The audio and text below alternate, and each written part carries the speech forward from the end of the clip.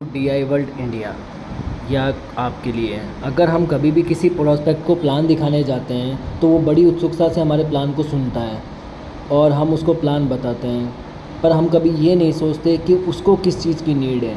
और उसके काफ़ी क्वेश्चंस होते हैं, मेरे पास में पैसा नहीं है, मेरे पास समय नहीं है, मैं सोच कर बताऊँगा, ये मेरे से नहीं हो पाएगा। तो क्या हमने कभी जानने की कोशिश की है कि वो हमारे साथ क्यों ज्वाइन करेगा? और हम ये सोचते हैं कि अगर वो ज्वाइन हो जाए तो हमारे पास में टीम अच्छी हो जाएगी, लेवल अच्छा हो जाएगा, हम टारगेट अचीव कर पाएंगे और मेरा चेक भी बढ़ाएगा। पर क्या हम ये सोचते हैं कभी कि प्रोस्पेक्ट की जब ज्वाइन हो जाएगा तो उसकी नीड्स क्या होंगी, वो उसकी चाहत क्या है, वो क्यों ज्वाइन होना चाहता है हमारे साथ में? हम ये चीज़ नहीं सोचते। तो हम लोग क्या करते हैं, सीधा डायरेक्ट उसके घर जाकर उसको प्लान समझाना, बहुत अच्छे तरीके से उसको प्लान बताना शुरू कर देते हैं। वो हमारे प्लान को काफ़ी अच्छी तरीके से सोचता है, पर फिर बाद में उसका रिज़ल्ट क्या आता है? ज़ीरो। उसका रीज़न इतना ही है कि हमें पहले उसके बारे में पूछना होगा कि भाई वो क्यों ज्वाइन करना चाहता है, उसकी नीड्स क्या हैं, वो क्या चाहता है इसके अंदर कि मुझे ये सब चीज़ें उससे प्रोवाइड हो। अगर आपने उस ताले की सही चाबी पता कर ली तो आप ताले को खोलकर उस खजाने तक पहुंच ही जाएंगे। उसके आपका प्रोस्पेक्ट आपको तुरंत ज्वाइन करे। आपके लिए खजाना क्या है? आपका प्रोस्पेक्ट ही आपके लिए खजाना है। यही तो आपका सपना पूरा करेगा, आपके सारे सपनों को यही पूरा करेगा। अगर आपने प्रोस्पेक्ट से ये 3 सवाल पूछ लिए तो गारंटेड आपका प्रोस्पेक्ट आपको 100% ज्वाइन करेगा। पर ये 3 सवालों का ध्यान रखें। सबसे पहला सवाल आपको ये पूछना है, at this time what is the most important for you? आपके लिए इस टाइम सबसे ज़्यादा ज़रूरी क्या है? आपको चुप हो जाना है। अब उसके सामने जब वो पूछेगी आप क्या जानना चाहते हैं तो आपका क्वेश्चन ये, आपका उसके सामने ये रिएक्शन होना चाहिए। आपको उसके सामने कुछ ऑप्शंस रख देने हैं, जैसे कि आप उसको बता सकते हैं कि आपके लिए इस टाइम सबसे ज़्यादा ज़रूरी क्या है, मनी, कैरियर, हेल्थ या रिलेशन।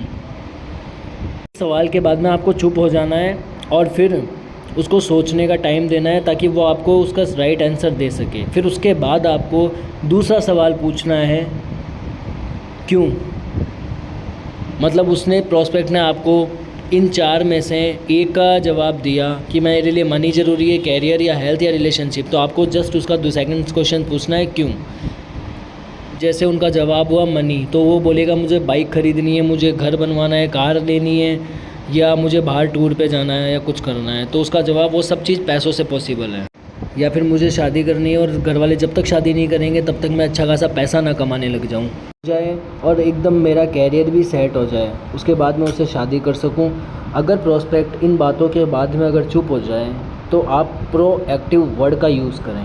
प्रोएक्टिव वर्ड कौन से होते हैं वो मैं आपको बता देता हूँ। प्रोएक्टिव वर्ड का उदाहरण है जैसे, फिर, मतलब। ये जो प्रोएक्टिव वर्ड है ये कम्युनिकेशन के दौरान स्केलेटर जैसा काम करता है, जो प्रोस्पेक्ट को अच्छी तरह अपनी बातों को समझाता है। हम एग्जाम्पल के तौर पे समझते, जैसे हमने उनसे पूछा, बोले कि आपके लिए सबसे ज़्यादा ज़रूरी क्या है? उन्होंने कहा पैसा। अब हमने प्रोएक्टिव वर्ड यूज़ किया, क्यों? फिर हमने जैसे अब वर्ड यूज़ किए जैसे, मतलब पैसा आपके लिए क्यों ज़रूरी है? फिर उस प्रोएक्टिव वर्ड के बाद में हमें चुप हो जाना है। अब प्रोस्पेक्ट खुद ही बोलेगा, जैसे कि अगर मुझे पैसा कमाना है, मुझे घर या गाड़ी लेनी है, तो उसके लिए मुझे पैसा तो कमाना पड़ेगा ही। तो मैं इसलिए पैसा कमाना चाहता हूँ, और पैसे बिना ये सब कैसे होगा? मुझे घर लेना है और मुझे गाड़ी बनवानी है, तो ये दोनों पैसे के बिना कैसे संभव है? प्रोस्पेक्ट की बातों को एकदम ध्यान से सुने, उनकी बातों को काटे नहीं, याद रखना। अब उससे आपको तीसरा सवाल ये पूछना है कि क्या होगा अगर ऐसा नहीं हुआ तो? यानी आप पैसा कमाना चाहते हैं, अगर आप घर नहीं ले पाए तो, अगर आप पैसा कमाकर अपनी गाड़ी नहीं ले पाए तो, अगर आप जिससे वो चाहते हैं आप उसे शादी नहीं कर पाए तो क्या होगा? कि मान लीजिए आप 4 व्हीलर लेना चाहते हैं, आपने सोचा भाई मुझे 4 व्हीलर लेनी है, और आप अगर वो 4 व्हीलर नहीं ले पाए तो क्या होगा? तो उसका आपने सोचा है कि वो 4 व्हीलर आप कैसे ले पाएंगे? नहीं ना। तो आपको उनके सामने ये क्वेश्चंस रखकर चुप हो जाना है, और ये सवाल उनको सोचने पर मजबूर कर देगा। अब वो जब भी सोच रहे हैं तो उनके सोच को आप नोटिस कीजिए और थोड़ा वेट कीजिए।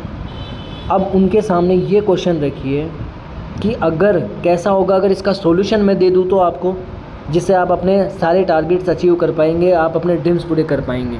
तो इस हिसाब से फिर आप उनको प्लान देना शुरू कीजिए, उसके बाद आपकी जॉइनिंग 100% हो जाएगी।